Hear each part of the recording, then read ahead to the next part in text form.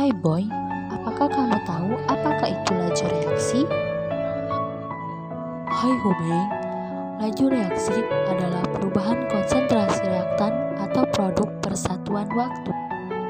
Untuk penjelasan lebih jelasnya, mari kita saksikan penjelasan berikut ini. Baiklah, di sini saya Yesi Arianti akan menjelaskan mengenai laju reaksi. Reaksi kimia menyangkut perubahan dari pereaksi atau reaktan yang akan menghasilkan hasil reaksi yang disebut dengan produk. Ukuran jumlah zat dalam reaksi kimia umumnya dinyatakan sebagai konsentrasi molar atau kemolaran atau M. Sedangkan laju reaksi adalah perubahan konsentrasi reaksi atau hasil reaksi persatuan waktu. Apabila ada zat A dan B yang direaksikan akan bereaksi menghasilkan zat C dan D. Maka zat A dan B disebut sebagai pereaksi dan mengalami pengurangan, sedangkan zat C dan D disebut produk yang mengalami pertambahan. Dengan demikian, laju reaksi dapat didefinisikan sebagai berkurangnya konsentrasi reaksi persatuan waktu atau bertambahnya konsentrasi hasil reaksi persatuan waktu. Apabila terdapat suatu reaksi bahwa A plus B akan menghasilkan C plus D dengan KLMN sebagai koefisien reaksi, maka besarnya laju reaksi A, B, C, dan D akan sama dengan pertambahan konsentrasi produk per perubahan waktu, sama dengan pengurangan konsentrasi produk per perubahan waktu. Di mana dengan tanda dalam reaktan itu tandanya negatif dan dalam produk tandanya itu positif. Di mana tanda negatif artinya mengalami pengurangan, sedangkan tanda positif itu artinya mengalami penambahan. Di mana VA, VB, VC, dan VD itu merupakan laju reaksi, sedangkan konsentrasi itu dilambangkan dengan kurung siku-siku dan delta T itu sebagai perubahan waktu. Selanjutnya ada teori tumbukan, di mana teori tumbukan itu suatu reaksi dapat dihasilkan apabila saat terjadinya tumbukan antar partikel-partikel zat yang bereaksi pada posisi yang tepat dan memiliki energi yang cukup. Contohnya itu pada reaksi suatu zat A plus B akan menghasilkan zat C plus D. Selanjutnya itu adalah faktor-faktor yang mempengaruhi laju reaksi. Faktor-faktor yang mempengaruhi laju reaksi itu terdiri dari yang pertama konsentrasi, kedua luas permukaan, ketiga kereaktifan zat bereaksi, keempat suhu, kelima katalis. Baiklah, di sini kita akan membahasnya satu persatu. Yang pertama itu adalah konsentrasi, di mana pada konsentrasi ini semakin banyak partikel atom atau molekul, berarti semakin banyak peluang terjadinya tumbukan efektif sehingga terjadinya reaksi. Contohnya itu pada kalsium karbonat yang direaksikan dengan asam klorida yang memiliki konsentrasi 1 molar, 2 molar, dan 3 molar.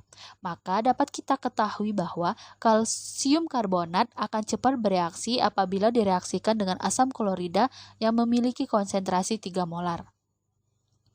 Yang kedua itu luas permukaan, di mana pada luas permukaan ini, semakin luas permukaan bidang sentuh berarti semakin banyak peluang terjadinya tumbukan efektif. Contohnya itu pada asam klorida yang direaksikan dengan besi dalam bentuk bongkahan, lempengan, dan serbuk dengan massa yang sama, yaitu maka dapat kita ketahui bahwa asam klorida akan cepat bereaksi apabila direaksikan dengan besi dalam bentuk serbuk. Yang ketiga yaitu kereaktifan zat bereaksi, di mana pada kereaktifan zat bereaksi ini semakin reaktif suatu zat semakin mudah melepaskan elektron sehingga dapat terjadi reaksi. Contohnya itu pada logam natrium direaksikan dengan logam magnesium ke dalam gelas kimia yang berisi air. Sehingga dapat kita ketahui bahwa logam natrium lebih reaktif daripada logam magnesium. Alasannya karena logam natrium lebih mudah melepaskan elektronnya daripada logam magnesium. Yang keempat yaitu suhu, di mana pada suhu ini sebagian besar reaksi kimia akan berlangsung lebih cepat pada suhu yang lebih tinggi. Contohnya itu pada logam magnesium yang direaksikan dengan asam klorida yang memiliki suhu 25 derajat Celcius, 35 derajat Celcius, dan 45 derajat Celcius. Maka dapat kita ketahui bahwa logam magnesium akan lebih cepat bereaksi apabila direaksikan dengan asam klorida yang memiliki suhu 45 derajat Celcius. Yang kelima yaitu katalis. Katalis adalah suatu zat yang dapat mengubah laju reaksi tanpa mengalami perubahan secara kimiawi di akhir reaksi. Katalis dapat mempercepat laju reaksi dengan cara menurunkan energi aktivitas suatu reaksi. Contohnya yaitu pada grafik energi aktivitas ini yang mengalami penurunan sehingga menghasilkan delta H-nya itu bernilai positif. Mungkin itu saja yang dapat saya sampaikan. Saya ucapkan terima kasih. Dari penjelasan tersebut, apakah kamu sudah paham, Boy? Sudah paham, Mei? Agar lebih paham materi, mari kita saksikan percobaan berikut ini. Enjoy! Baiklah, berjumpa lagi dengan saya Yesi Arianti. Di sini saya akan melakukan percobaan pada salah satu faktor yang mempengaruhi laju reaksi, yaitu dalam hal ini saya akan melakukan percobaan pada suhu dan laju. Adapun langkah-langkah yang dapat kita lakukan yaitu yang pertama, dalam percobaan ini kita akan mempelajari bagaimana suhu mempengaruhi laju reaksi. Yang kedua itu, kedua tabung reaksi ini mengandung bubuk kalsium karbonat dan asam klorida yang identik. Kemudian yang ketiga, menurut kalian, reaksi mana yang akan cepat bereaksi? Yaitu reaksi pada suhu 0 derajat Celcius atau reaksi pada suhu 85 derajat Celcius. Nah, untuk mengetahuinya, mari kita lanjutkan ke langkah selanjutnya. Langkah selanjutnya yaitu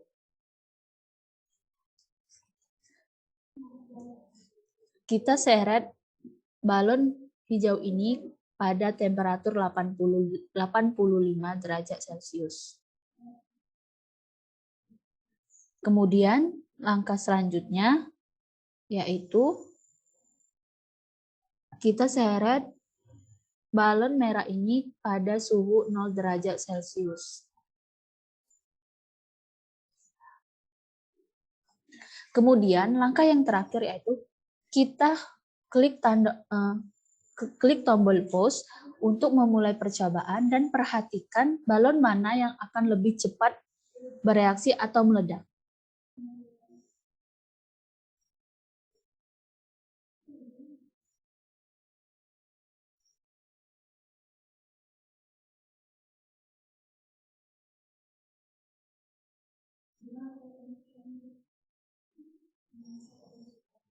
Dan ternyata setelah kita melakukan percobaan, balon yang lebih cepat meledak yaitu balon hijau, karena balon hijau itu diberikan temperatur pada suhu 85 derajat Celcius.